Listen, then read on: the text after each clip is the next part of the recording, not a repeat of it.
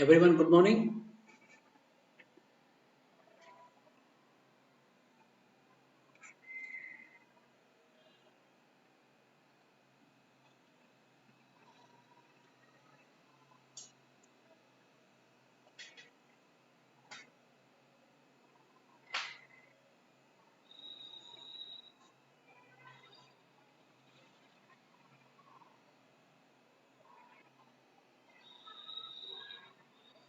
Yes, so I was discussing about current affairs November on on Thursday. I discussed about reservations in India, which you had the link. You can go through the link and you can watch the video. Then it is about surrogacy. Then we discussed about disabled and yesterday in Unacademy special class combating air pollution properly. I discussed about combating air pollution, full-fledged combating air pollution. What is how we are combating the air pollution, why is it in news Delhi, because the Delhi issue it was in news, what are the key facts with respect to pollution, air pollutants, and man-made pollution is of three varieties, then reasons for air pollution, then vehicular emission, weather high density, and uh, and various effects of air pollutions, government initiatives, then measures to curb vehicular pollution, measures to curb industrial pollution, measures to curb indoor air pollution. These all things we discussed in the yesterday's special class. So in an academy, the special class, if you go there, you can have access to this particular video. And today I'm going to discuss on today's YouTube session of an academy. I'm going to discuss about aspirational districts. So everyone, first of all, I tell you, welcome to the new channel. Yes, Arpita Singh, good morning. Lakshman, good morning. So there is a new channel. There is a new channel made by the Unacademy. So please subscribe to that particular channel. All the free videos, all the free YouTube videos will be uploaded in this particular YouTube channel. Will be played live. You can watch the live video, or else you can watch later. So subscribe to this Unacademy new channel. So in this today's class, I'm going to discuss about aspirational districts program, the new program which is been out by the Narendra Modi government, the new scheme which is out by the Narendra Modi government, very important scheme. In examination, prelims point of view important and mains point of view also important. Why? Because the new government, the newly elected NDA government or NDA 2 came up with an objective, to develop few districts, to develop some of the districts, and the number of districts which need to be developed is 115. This is the target. So the target which is fixed by the government is 115. If 115 districts need to be developed, in which most of the districts are severely left-wing extremist affected districts, partially left-wing extremist affected districts, and terrorism affected districts. So these three districts are 115 districts are there. So in this particular aspirational districts program, the government came up with an idea to develop this 115 districts, to develop this 115 districts. Culture Ministry launches science museum vans for aspirational districts. So here we are progressing. So it's a development mainly by focusing on science and development, science and technology. So this particular development of the 115 districts, focusing on science and technology, aiming to take science education to students in areas without access to such services, to taking to those students who doesn't have accessibility for science, who doesn't have accessibility of technology. So this particular schemes mainly targets science and technology discipline, and to send this and to pump this particular science and technology discipline into various areas. So, aiming to take science education to districts in areas without access to such areas, the Union Culture Ministry on Thursday rolled out 25 new mobile science museums, including one for Ladakh. So, they Thursday 25 new mobile science museum vans. They selected some vans. And with that particular vans, uh, they want to send into this district, so that it will go to the schools and it will go to the students who are studying in government schools, who are studying in aided schools, government aided schools. So the importance of science and technology will be given to those students. Union Culture and Tourism Ministry of State Independent Judge Prahalad Singh Patel flagged off the Science Museum bus in Leh as part of Mobile Science Exhibition program of the ministry. These museums on wheel will travel to schools in the 115 aspirational districts as named by the center. So this particular aspirational district scheme, this particular aspirational district schemes, in this the culture ministry will be focusing on developing a developing a tendency for science and technology, developing a interest, developing a curiosity for science and technology, for which they made some science museum bus. So this particular 25 science museum bus will be moving into this 115 aspirational districts, and it will be going into the schools, and it will go to the schools and it create curiosity, it creates interest among the school going students, so that they move towards the science and technology. They move, why? Because the world is technology. So that is the thing which is there. Because of this, it is in the news. Why is it in the news? Means the government of India, mainly the Ministry of Culture and Tourism, came up with an innovative idea to have, to emphasize, to create a curiosity among the students with respect to science and technology, for which 25 science museum vans were been made and will be sending into the 15 aspirational districts which are determined by the central government. So that this particular 115 districts will be developed by the government. So in this, the role of Ministry of Culture, in this the role of Ministry of Culture is the role of minister is mainly with respect to pumping of science and giving the importance of science and technology, giving importance of science and technology. The key facts. The Science Explorer Mobile Science Exhibition program in Leh Ladakh region will be the first of its kind in the region.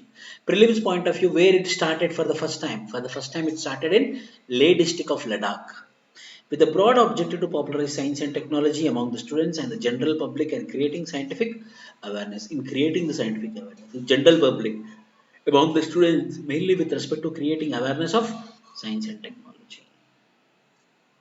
Key facts. The Science Explorer Mobile Science Exhibition. The Science Explorer Mobile Science Exhibition program in Leh, Ladakh region will be the first of its kind in the region, with a broad objective to popularize science and technology among the students and the general public, and creating scientific awareness. With respect to creating scientific awareness.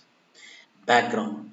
Mobile Science Exhibition Program was originally launched as a Mobile Science Museum in 1965, with the mission, if the people cannot visit the museum, let the museum visit the people at the doorstep. So aspiration is creation of this particular mobile museum started in 1965, with the slogan that if people are unable to visit the museum, then the museum will visit the people at their doorsteps. That is a slogan which has been started. So the Science Explorer Mobile Science Exhibition Program in Leh, Ladakh region will be the first of its kind in the region, with a broad objective to popularize science and technology among the students and the general public, and creating scientific awareness, mainly with respect to creation of scientific awareness. Then what is the implementing agency? It is the largest and the longest running outreach program of National Council of Science Museums, an autonomous organization under Ministry of Culture, Government of India. So it is the largest and longest running outreach program of National Council of Science Museums, an autonomous organization under the Ministry of Culture, Government of India. So it is the largest and longest running outreach program of National Council of Science Museums. So this is National Council of Science Museum, an autonomous organization under Ministry of Culture. So who is implementing this? This means National Council of Science Museums. National Council of Science Museums is implementing this Science Museum vans, which is Mobile Science Exhibition. Science Explorer Mobile Science Exhibitions will be implemented by National Council of Science Museum. So two things in prelims you might ask. So the Ministry of Culture came up with an innovative idea in order to emphasize on importance of science and technology at the level of schooling. For the first time in 115 districts of aspirational districts, in which the beginning started with Leh of Ladakh. Who is implementing agency? Means National Council of Science Museums. Feature. A mobile science exhibition carries a number of interactive exhibits related to everyday science. So a mobile science exhibition carries a number of interactive exhibits related to everyday science. So everyday science, how it is useful, how it is useful in everyday science. These all things will be discussed in this particular science and technology of Ministry of Culture in the aspirational districts. Then what is the aspirational districts here? Then what is this? Aspirational districts. So why it is in the news means it is in the news that Ministry of Culture came up with a new idea. The Ministry of Culture came up with a new idea uh, to create awareness, awareness among the population, to create awareness among the population. Yes.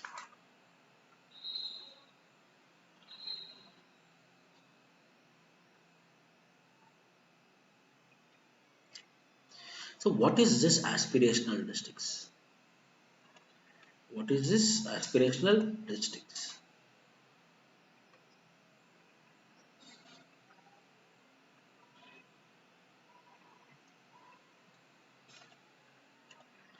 What is this aspirational districts? What are the aspirational districts?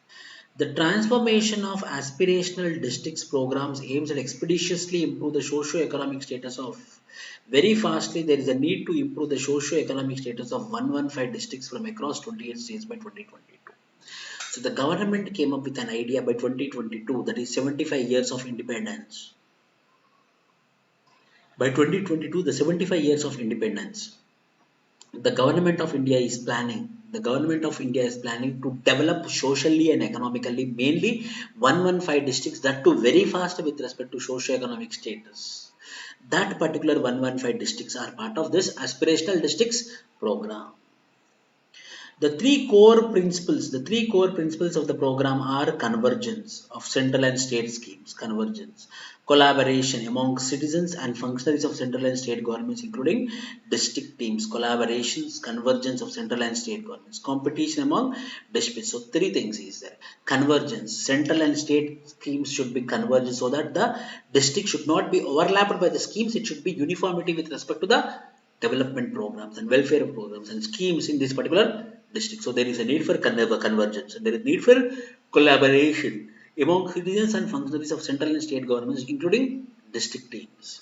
So there is a need from collaboration from central and state functionaries and district functionaries and competition among the districts. There is a need to create a healthy competition among the districts so that they will compete among themselves for the sake of socio-economic development in the 115 aspirational districts. So what are the things which are present here is convergence, collaboration and competition.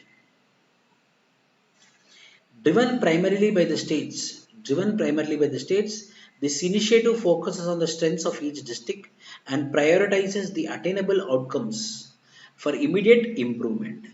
Driven primarily by the states, this initiative focuses on the strengths of each district and prioritizes the attainable outcomes for immediate improvement. So, driven primarily by the states, this initiatives focus on the strengths of each district. So how we need to, so what is the strength of the district? So minerals are there, so streamlining the minerals. If urbanization is there, streamlining the urbanization.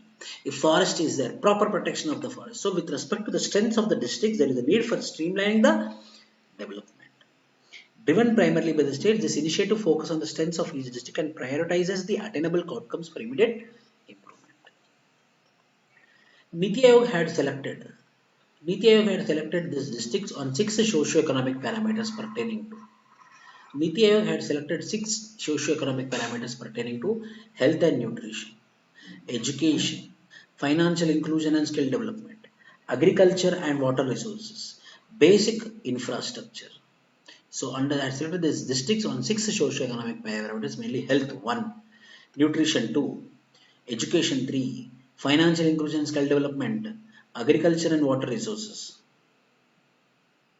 and basic infrastructure. So these are the thick things which are present mainly. So it is, so financial health and nutrition, education, financial inclusion and skill development, and agriculture and water resources and basic infrastructure. These are the things, six things which are present.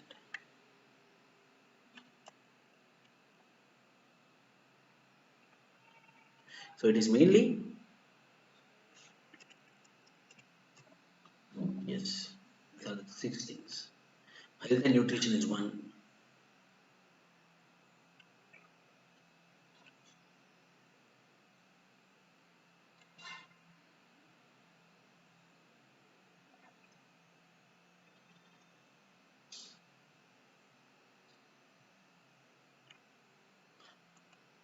So the Niti Aayog had selected these districts: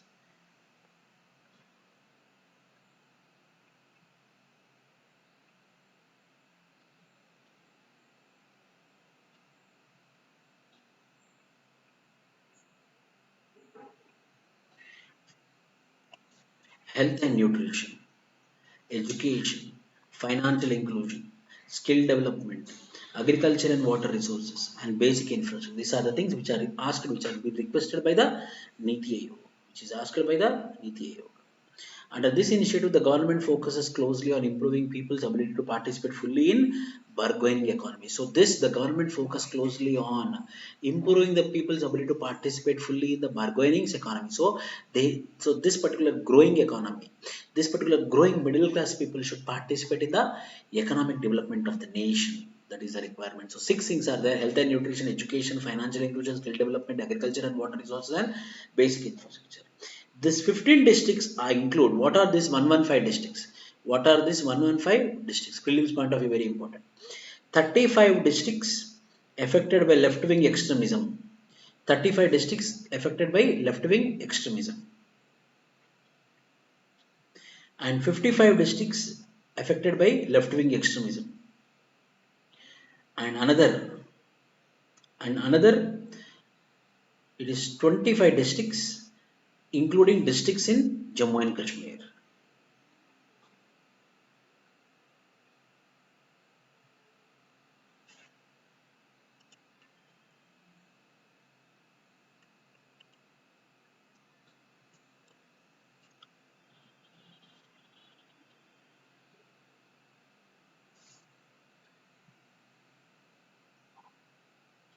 So 35 districts affected by the left-wing extremism. 55 districts affected by left-wing extremism. Just affected, this is totally affected, this is just affected by left-wing extremism. And another 25 including districts in Jammu and Kashmir and Northeast affected by terrorism. So in this way, 115 districts are concentrated. The government has embarked upon major policy initiatives for rapid transformation of these 115 districts that are lagging on specific developmental parameters. For this, the government will leverage public-private partnership aided by technology to bring radical transformation of this aspirational district. Mainly 35 districts which are affected by the left-wing extremism, 55 districts which are been just affected, little affected by the left-wing extremism, and 25 districts who are been affected by the terrorism like Jammu and Kashmir and northeastern states. This is the 115 districts. Prelims point of view. 35 are left-wing extremism affected, 55 are just affected, and 25 are yet to be affected. 25 are affected by terrorism, health and nutrition. With 30% of the overall weight allotted, health and nutrition has 31 data points. With 30% of the overall weight allotted, they focus on antenatal care, postnatal care, gender parity, health of newborn, growth of children, contagious disease, health infrastructure. The education sector accounts for 30% of the overall index. 14 data points have been identified focusing on learning outcomes, transition rate from primary to urban primary, and consequently to secondary schooling average scores in mathematics and languages.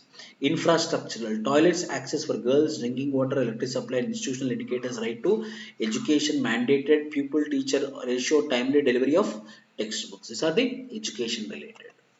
Agriculture is a backbone with more than 50% of our workforce engaged in cultivation and allied activities. 12 data points has been identified for the 20% weight allotted to agriculture. The focus is on outputs, yield, price realization, inputs, quality seed distribution, soil health cards, and institutional support, crop insurance, electronic market, artificial insemination, and animal vaccination. So mainly it is 6 points as I told you. That is one is health sector, other is education sector, and the other is agriculture and water resources, and the next is financial inclusion and skill development. And together, these two themes together, that is the word together, financial inclusion and skill development. Together, these two themes account for 10% of the overall index. 6 data points have been identified in financial inclusion to measure progress in take-up of important central government schemes like Atal Pension Yojana, Pradhana Mantri Jeevan Bima Yojana, Pradhana Mani Jantran Yojana, reach of institutional banking and number of accounts opened under Jandan Yojana, and ease of institutional financing for small business, disbursement of Mudra loan. So by which there will be skill development as well as financial inclusion. 10 data points have been identified in skill development to keep track of progress in skilling of youth, employment and the skilling of vulnerable marginalized youth under Pradhan Mantri Kaushal Vikas Yojana. So it is overall 10%, 20%, and that is 30, 30, 90% it has been happened. Then basic infrastructure, housing for all with water, electricity, road connectivity is a priority of the government. 8 important data points have been identified, including the availability of individual household latrines, drinking water, electricity and road connectivity. Districts are also tracked for number of interconnected gram panchayats and panchayats with a common service center, which is of 10%. So this is 10%. This is another 10%, 20%. This is another 10, 20%, 40%. This is 30% and this is 30%. Overall, it is 100%. In this way, in this way, in this way, the rating of the inspirational aspirational districts were given. The ratings of aspirational districts are given.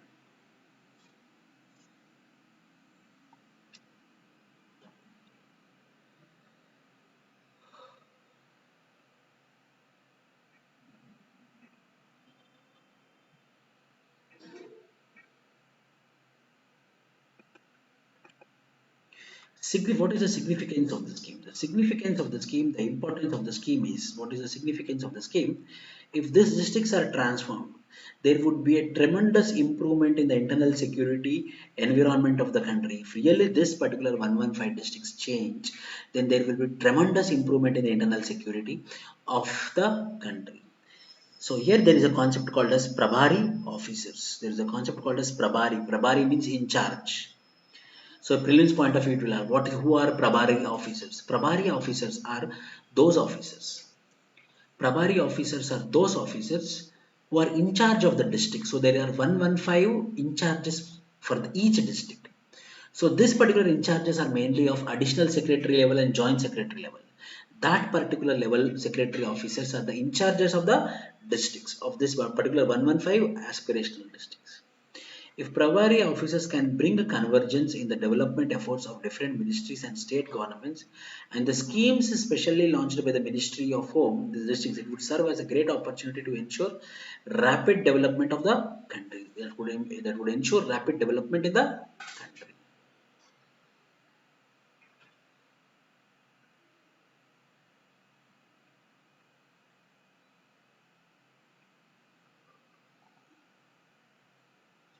So mainly if these aspirational districts are developed, then what will happen means the law and order problem will be settled.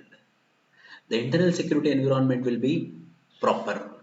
So if Prabhari officers can bring convergence in the development efforts of different ministries and state governments and the schemes especially launched by the Home Ministry in the districts, it would serve as a great opportunity to ensure rapid development of the country. So what is the role of the Prabhari officer? Means they have the role of convergence. They have the role of mainly with respect to providing an opportunity for the sake of convergence of different schemes of central government and state government, different ministries, different departments, different police departments. That particular provider officer will be acting as a linchpin, as a leverage. He will be leveraging the central government schemes and state government schemes. This is the significance of the scheme.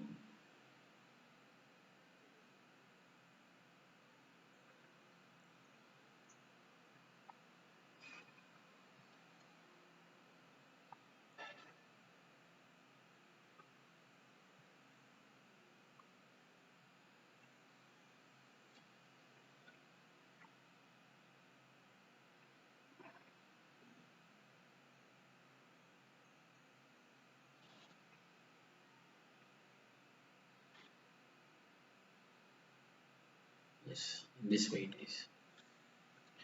If Prabhari officers can bring convergence in the development efforts of different ministries and state governments, the schemes especially launched by the Home Ministry in the districts, it would serve as a great opportunity to ensure rapid development in the country.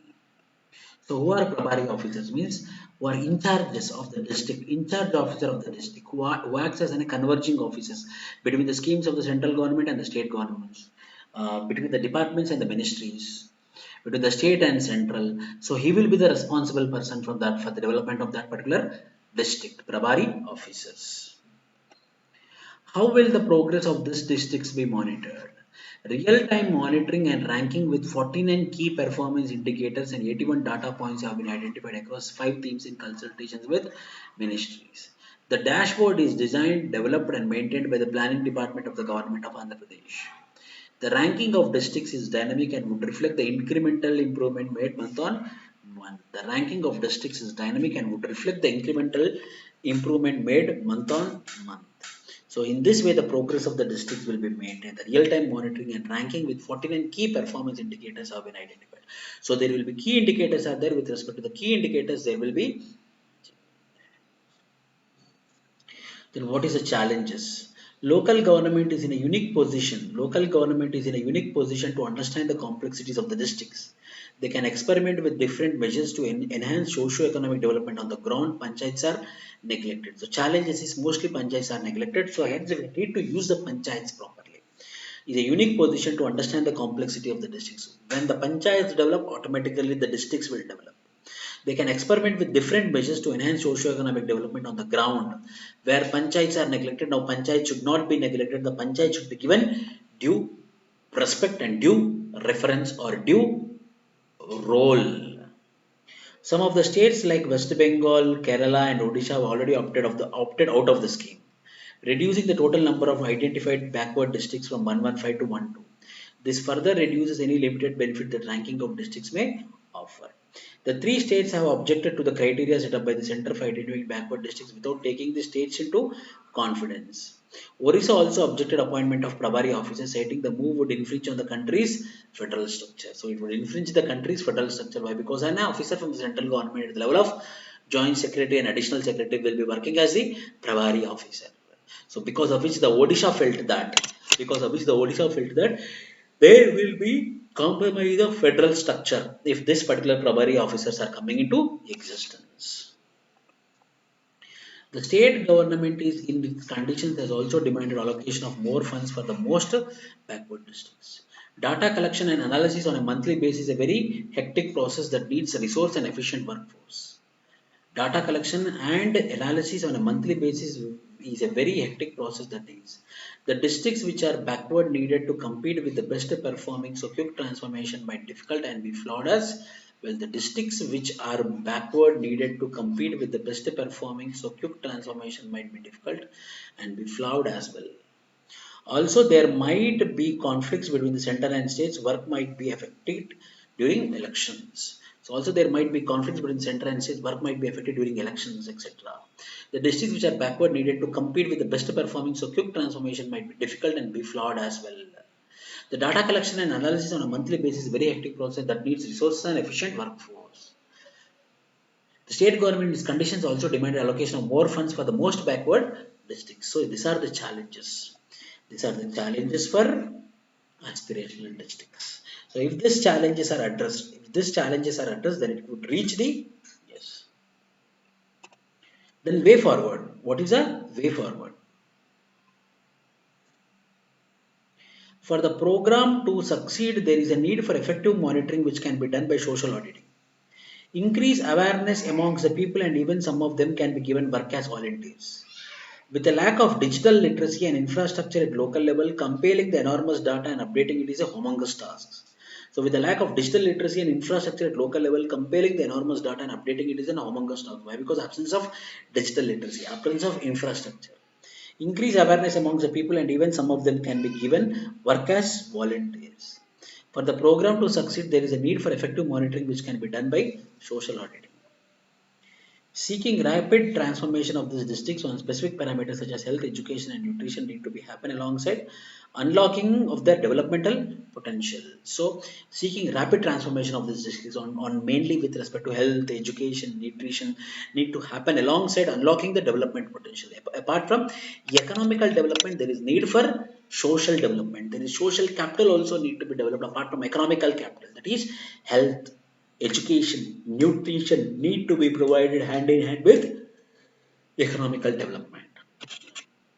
In this context, recognizing development trajectory of each district, relentlessly tracking district's progress on its chosen interventions and indicators is probably a better approach. So, in this context, recognizing development trajectory of each district, relentlessly tracking district's progress on its chosen interventions and indicators is probably a better approach.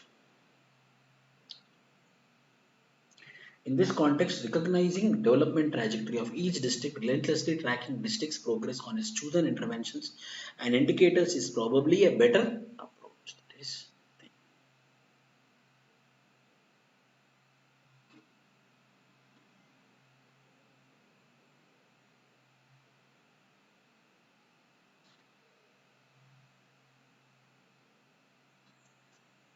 these are the way forward. Any doubts, anyone? Arpita Singh, aspirational districts, good. Lakshman, or any of you on or on live, any doubts you can ask me now.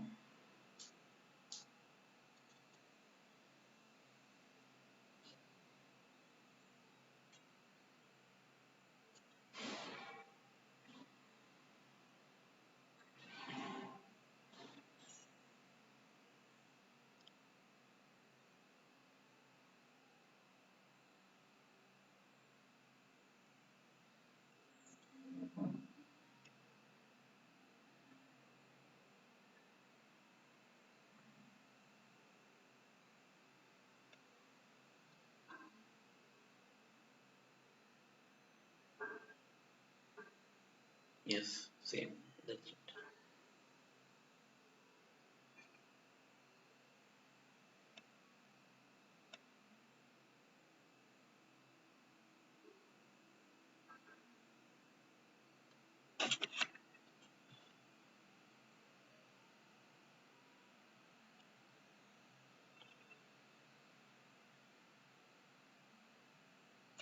So we discussed about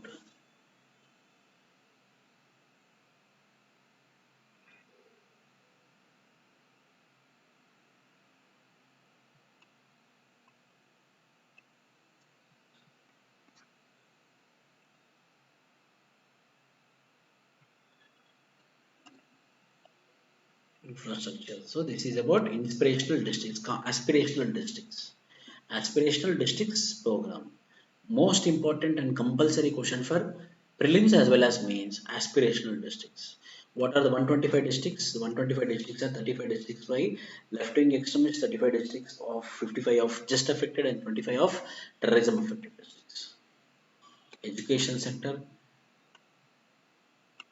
health sector, agriculture sector, financial inclusion, and basic infrastructure. Significance Prabari officers. How will the progress of districts be monitored by the real-time monitoring and ranking with 49 key performance indicators? Challenges. Mainly panchayats need to be emphasized.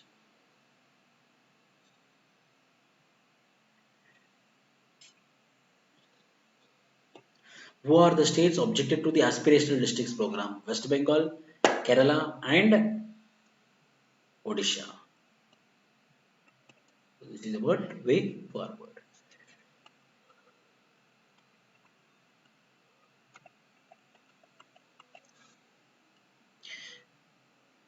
समझ में आया सबको?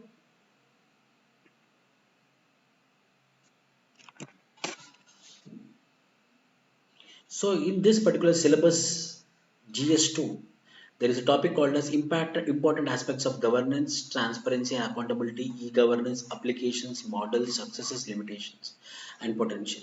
Citizen charters, transparency, accountability, and institutional other measures. So in this particular topic, this will be fit. So this particular RTI, right to information and political parties, according to you, right to information. Right to information is a watershed, is the most important legislation according to me after the constitution of India. If something revolutionary which happened means it is right to information. That means common man is also having the right to get the information from the government. That is his right to get the information under the act called as right to information 2005. Why is in news? Recently the Supreme Court of India in DAV College Trust and Management Society versus Director of Public Instructions held that non-government organizations which were substantially financed by the appropriate government fall within the ambit of public authority under Section 28 of the Right to Information Act. So here the NGOs who are getting substantial amount of funding from the government will come under the ambit of public authority. So they are subjected under right to information. So under this particular judgment, it is out that under this particular judgment, it is out that the information is clear that the information is clear that. So what is the background? The background is in 2010, the Association for Democratic Reforms filed an application under the 38 Wall National Parties. In 2010, the Association for Democratic Reforms filed an application under the 38 Wall National Parties seeking information about the 10 maximum voluntary contributions received by them in the past 5 years. None of the national political parties volunteered to disclose the information. So when this particular information was asked by this particular Association for Democratic Reforms to the 10 political parties, no political parties came up with a result. Consequently, this Association for Democratic Reforms and RTA activist Subhash Agarwal filed a petition with the Central Information Commission. So Subhash Agarwal with the help of Association for Democratic Reforms both came together to file a public interest litigation, to file a suit, to file a petition with the Central Information Commission, to file a suit with the Central Information Commission. And in 2013, a full bench of the CIC delivered a historic judgment by declaring that all national parties come under the ambit of public authorities and were within the purview of the RTA Act. Accordingly, they were directed to designate central public information officers and appellate authorities at their headquarters within the 6. Accordingly, they were directed to designate central public information officers and appellate authorities at their headquarters within the 6 weeks. So it also told that you need to have a central public information officer and appellate authorities at their headquarters within the 6 weeks. That is a very great judgment given in the 2013 because of the file petition lodged by the Subhash Agarwal and the Association for Democratic Reforms. In the 2013, the judgment was out, and the judgment told that all national parties come under the ambit of public authorities and were within the purview of RTA Act. Accordingly, they were directed to recruit, designate central public information officer and appellate authorities at their headquarters within the 6 weeks. That is a very, very revolutionary judgment. So for the first time, the political parties also came under the ambit of this particular. In 2013, the Right to Information Amendment Bill was introduced in Parliament to keep political parties explicitly outside the purview of RTA that lapsed after the dissolution of the 15th Lok Sabha. Notwithstanding the binding value of the CIC under Section 19 Clause 7 of that, none of the 6 political parties complied with it. Notwithstanding the binding value of the CIC's order under Section 19(7) of the Act, that means CIC's ruling is binding, but none of the 6 political parties complied with it. Quite interestingly, all the parties were absent from the hearing when the Commission issued show cause notice for the non-compliance at the hearing. This is too much, no? See, political parties, they united. Now the political parties are divided by their ideology, divided by their criticism. But when they come with respect to right to information, they are united. No one want to come under the ambit of RTA. Finally, in 2019, a public interest litigation was filed in the Supreme Court seeking declaration of political parties as public authority, and the matter is sub judice. Now the issue is in the Supreme Court. Now because now only Chief Information Commission, a big large bench of Information Commission gave the judgment by which no one is following it, by which the national parties kept aside. Now it's in 2019. A public interest litigation was filed in the Supreme Court seeking a declaration of political parties as public authority. So now it depends upon the judgment.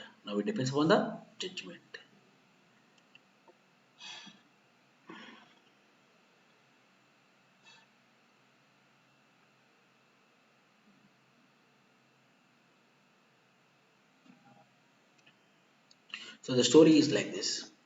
So there was a question that NGOs were being declared as in 2007, received by the past 5 years, none of the national political party volunteered to disclose the information. DAV recently Supreme Court told that the NGOs also come under the ambit of right to information. Now the political parties. The Chief Information Commission in 2013 on the full bench told that RTA political parties are also under the ambit of RTA, but there is a clause 19 clause 7 that it's a binding, but no one followed it. And when there is a show cause notice for all the national parties, none of the 6 national parties attended the Information Office, Information Commission, Central Information Commission Office. So they thought that it's the best way to go through the Supreme Court, and 2019 a public interest litigation is filed asking to declare political parties as the,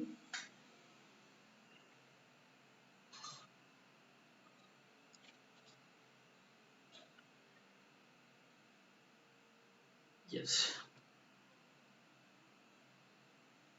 So what are the details? What are the details?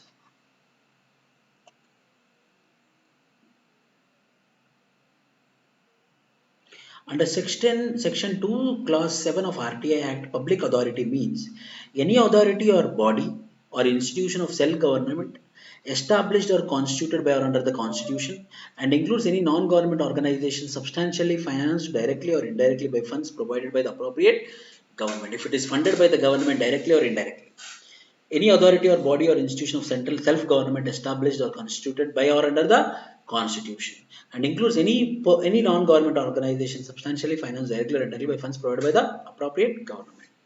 Owing to the reasoning given by the court, the judgment can potentially have wide ramifications in the discourse pertaining to the ambit of RTI regime on national politics. Owing to the reasoning given by the court, the judgment can potentially have wide ramifications in the discourse pertaining to the ambit of RTI regime on national political parties. So the funding will be transparent if you come under the RTI, or who will be the leader, how the selection of the members happened. These all things will be more rational, more reasonable. Hence, it is good to come under the ambit of RTI. In DAV judgment, the top court held that substantial means a large portion which can be both direct or indirect. It need not be a major portion or more than 70%, as no straight jacket formula can be restored to in this regard.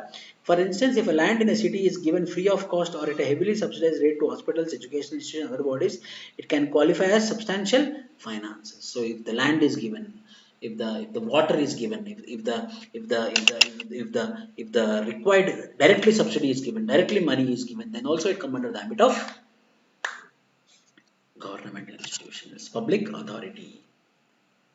The court resorted to purposive interpretation of the provisions by underscoring the needs to focus on the larger objective of percolation of benefits of the statutes to the masses. So the court resorted to the purposive interpretation of the provision. So it's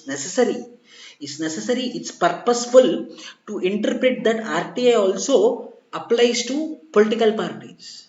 Because it percolates the larger benefits to the masses, to the socially and economically backward people. So in the long run, it helps the population. Drawing an analogy between the Supreme Court's judgment on DAV and the political parties issue, which is prejudice, it can be subjudice. It can be argued that national parties are substantially financed by the central government. Drawing an analogy between the Supreme Court judgment on DAV and the political parties issue, which is subjudice, it can be argued that national parties are substantially financed by the central government. The various concessions such as allocation of land, accommodation, bungalows in the national and state capitals, tax exemptions against income under Section 13A of the Income Tax Act, free airtime on television and radio, etc. can easily satisfy the requisites of Section 2H of RTI. So which section is means it is 2 clause H of RTI. The various concessions such as allocation of land, accommodation, bungalows in the national and state capitals, tax exemptions against income under Section 13A of the Income Tax Act, free airtime on television and radio, etc. can easily satisfy the prerequisite of Section 2 Clause H of the RTI. So like income tax exemptions, free airtime in the radio or in the television, or so these are all giving government land to have a meeting without taking any rent. That is also comes under the public funding. So if these all are present, then any institution or any system or any body can be called as political party. So there is arguments in favor of making political parties under the purview of RTI. Arguments in favor of making political parties under the purview of RTI. Transparency will be there. Accountability will be there. Bridge between the citizens and the government will be there. Wrong precedents will be there. Why? Because these all are arguments in favor of their wrong president. Political parties are kept out. It sets a precedent whereby other institutions can argue that they too be kept out of its purview. As a result, the very spirit of RTI is gutted when more and more institutions get to opt out of it. So it creates what wrong precedents. The political party is out. Why you are joining me? I also want to be out of the RTI. Like that. Like that. It creates unnecessary arguments. So transparency, yes, arguments in favor of making political parties under the purview of RTI. The political parties play an important role in the formation of the government and the policy of decision making. Thus, they should be more transparent in their functioning. Transparency will help to avoid any harmful influences of money in politics. This becomes more relevant when over one-third of the current Lok Sabha MPs have faced criminal charges and more than 3 by 4 are multi-billionaires. So if 1 by 4 are charged with criminal offences and 3 by 4 are multi-millionaires, so bringing them under the ambit of RTA will increase the transparency, will improve the confidence of the citizens. So it's necessary to bring political parties under the ambit of RTA, accountability. Information is an antidote to corruption. If information is present, there won't be any corruption. There will be direct solution will be there. Every information is out. Then how? If that means everything is transparent, nothing problem is there. The problem will be there when there is opaqueness. When there is opaqueness, then there will be problem. It limits abuse of discretion, protects civil liberties, encourages people's participation, and brings awareness of laws and policies. In this way, RTI would bring out accountability in political parties. In this way, RTI would bring out accountability in political parties. Information is an antidote to corruption. It limits abuse of discretion, protects civil liberties, encourages people's participation, and brings awareness of laws and policies. In this way, RTI would bring out accountability in political parties. Bridge between citizens and government. Political parties represent citizens of the country at various levels of the government. They voice people's demands and needs of the administrative sphere and therefore serve as the link between the citizens and the government. Thus, if RTI is not extended to political parties, the attempt to make a foolproof, transparent system will be in vain. So if the RTI if the political parties are not under the ambit of RTI, then what? The bridge between the citizens and the government will fall. There won't be any confidence. The foolproof, transparent system will be in vain. Wrong precedence. It will create wrong precedence. Better utilization of money. The public has the right to know how their money is being utilized by the political parties and is it utilized for the right purpose. Thus, by declaring the political parties as public authorities, the citizen would have a great advantage while tracking their money. The public has the right to know how their money is being utilized by the political parties. Better utilization of the money. Everyone, I have the right, you have the right. How my money? Why? Because we are the taxpayers. And now after GST, all the money, your coaching institution money is also going to the government. If you are paying, for example, if you are paying 40,000 for Unacademy, nearly how much? 7,000 rupees is going for government, central government. That means you are paying only 33,000 for the Unacademy. That much tax we are paying. That means we have the right to know where our money is going on. So better utilization of money. Sources of money. The public would have the right to question the political parties about the source of funds. Most of the parties have almost 75% of the income from unknown sources. So the public would have the right to question the political parties about the source of funds. Most of the parties have almost 75% of their income from unknown sources. Subsidization by the government. The various concessions such as allocation of land, accommodation, bungalows in the national and state capitals, tax exemptions against income under section 13A of the Income Tax Act, free airtime on television and radio, etc. are extended, which make political parties to be called as public authority. Leave all this. The land income tax on exemption is there. Free airtime on television and TV is there. And sometimes the government places are given, government vehicles are given. So that means the government resources are used by the political parties. If the government resources are used by the political parties, means what? It is also a public authority. Whatever the public authority under under under RTA section 2 clause H, it will be called as public authority. So the subsidization of the government is present for every political party. That means when subsidies is given by the government, that means you got substantial funding from the government. When you got the substantial funding from the government, why you should not be under the ambit of RTI. So these are the points: transparency, accountability, bridge between citizens and government, wrong precedents, better utilization of money, sources of money, subsidization by the government, and the central pillar of the democracy. Political parties in our country occupy a very central space in democracy. See, we'll tell government, government. Who is government? Before becoming a government, he is a political party. Who is Narendra Modi? Before entering into the government, he is a BJP person. So the political parties in our country are occupy a central space in the democracy. People don't vote so much for individuals as they do for the parties. The people will vote for the parties, not for the individuals. So parties are there, party symbols are there. People don't vote so much for individuals as they do for parties. They set agenda for the government. The political parties will set the agenda. This is the common minimum program. This is the common minimum program. This is the manifesto. For every party, there will be manifesto. Who will decide the manifesto? The political party will fix the manifesto. Political parties act as a conduit through which interests and issues of the people get represented in the parliament. Elections are predominantly contested on party lines in our parliamentary democratic polity. So all the elections are conducted on the lines of BJP party, Congress party, CPM party, like that. Political parties act as a conduit through which interests and issues of the people get represented in the parliament. So political based, CPI, communism, communist, CPM, Marxism, BJP, right wing. So like that there are ideologies are there. Based upon this particular ideology only, the representation will be done in the parliament. Strong hold over the representatives.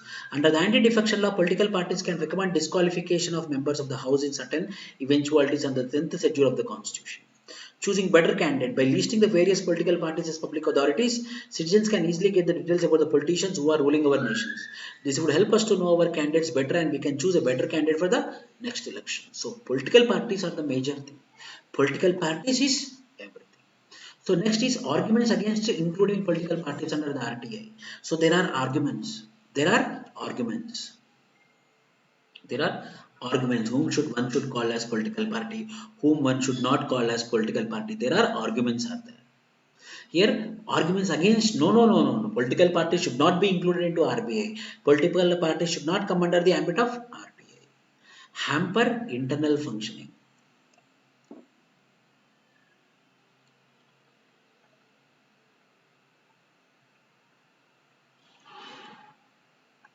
Hamper internal functioning. Hamper internal functioning. Political parties should not be declared as public authorities as would hamper the smooth internal functioning of the government. There is a great possibility that the rival parties may misuse the RTI Act and would create disturbances in the smooth functioning of the government. So what will happen? Before the formation of the government is a political party. But when the political party come under the RTI, the argument is that the opposition party will every time, frequently it will use RTI for the sake of making disturbance of the government. So the government cannot work properly because of the disturbance created by the opposition party. So because of the disturbances created by using the RTI by the opposition will lead to disturbance of the government, which is not at all recommendable. Which is not at all recommendable. Threats. Threats. Working of the government machinery or political party should maintain utmost secrecy. Revealing the secrets or documents to the public on demand can create a threat to the overall system. Working of the government machinery or political party should maintain utmost secrecy. Revealing the secrets or documents to the public on demand can create a threat to the overall system. People may twist this information and start using it to malign the national leaders and parties for their political advantages. Working of the government machinery or political parties should maintain utmost secrecy. Revealing the secrets or documents to the public on demand can create a threat to the overall system. People may twist this information and start using it to malign the national leaders and parties for their. So every time, continuous, every time there will be threat, there will be threat, there will be threat. Every time they will use RTI as a weapon, every time they will use RTI as a tool, and they will be threatening the government. So asking for secrets, asking for the documents will create some sort of threat in the overall system. Privacy. The political parties or NGOs receive donations and is not right to reveal the identity and details about the donor. It can put them on the radar of other political parties and threaten their physical and economic security. Thus, we should avoid the listing of political parties as public authorities. Why? Because some people may be having alignment for left-wing parties. Some people may be aligning for right-wing parties. Because of their alignment, they will be funding the political parties. So when this information is out, that this particular businessman had funded this much to this particular party, then what the other opposition party will do, it will be witch hunting it. So it will be targeting that particular person, which will be a security threat physically and economically to this particular person. There will be physical threat and economical threat. Political parties were not established by the constitution or an act of parliament and therefore should not be under the ambit of RTA. Political parties were not established by the constitution or an act of parliament and they should not be under the ambit. The simple thing is the political parties are voluntarily they came. It is not established by any law, not by the statutory law or not by the constitution. Then why they should come under the ambit of RTA? That is another question. So first thing is what? Hamper internal function. Threats, a continuous threat will be there by using the RTA. Privacy will be at the threat. And political parties were not established by the constitution or an act of parliament and therefore should not be under the ambit of RTA. This is about arguments against including political parties under RTA. समझ में आया सबको? Any doubts, anyone?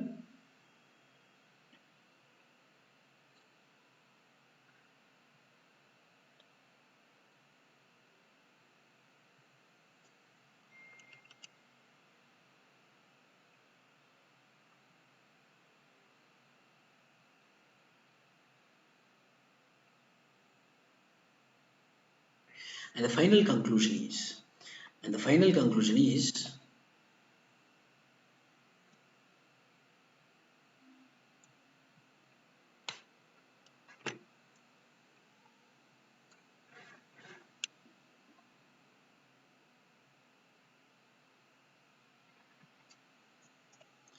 conclusion is, thus, it could be concluded that, except for political strategy, other matters relating to finance and administration need to be made available to the public and thereby. On one hand, a transparent political system can be ensured. On the other hand, the misuse of the act for political mileage can be prevented. Thus, it could be concluded that except for the political strategy, the other matters related to finance and administration need to be made available to the public. Thereby, on one hand, a transparent political system can be ensured. On the other hand, the misuse of the act for political mileage can be prevented. So, two things will be there. So, misuse of the act for political mileage can be prevented. At the same time, transparent political system can be ensured. So, this is the conclusion. Thus, it would be concluded that except for the political strategy, other matters related to finance and administration need to be made available to the public. Thereby, on one hand, a transparent political system, except political things, rest all finance, administration should be under the ambit of RTI. This is about RTI and political parties. This is about RTI and political parties. So, I will be discussing governance topic, current affairs and anthropology. I did my MA in anthropology, pursuing PhD, attended UPSC interview 3 times and I got very good marks in 2014. So in my class, I encourage the students to ask the questions. There won't be any teacher-student model. Proper class notes will be giving and my student possess all rights to ask any question to me at any time. So use my referral code VISU1437. So my referral code is VISU1437. This is my referral code. If you use my referral code, 10% discount will be given by the Unacademy. So 10% discount will be given by the Unacademy. This is, so the referral code is VISU 143 and 37, 1437. VISU 1437. 10% discount you will get. That means if you are paying 40,000 for 1 year, 4,000 discount you will give if you use my referral code. So overall you will be paying only 36,000.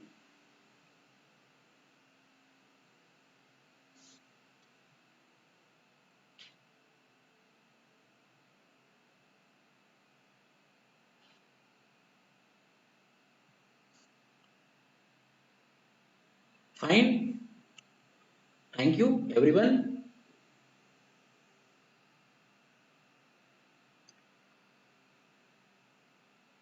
So this is about the class. So tomorrow there will be special class, and day after tomorrow there will be YouTube class again. In tomorrow's special class, I will be discussing about tomorrow's special class. I will be discussing about asymmetric federalism. Asymmetric federalism will be discussed. Then India and free trade agreements. These two topics will be discussed tomorrow in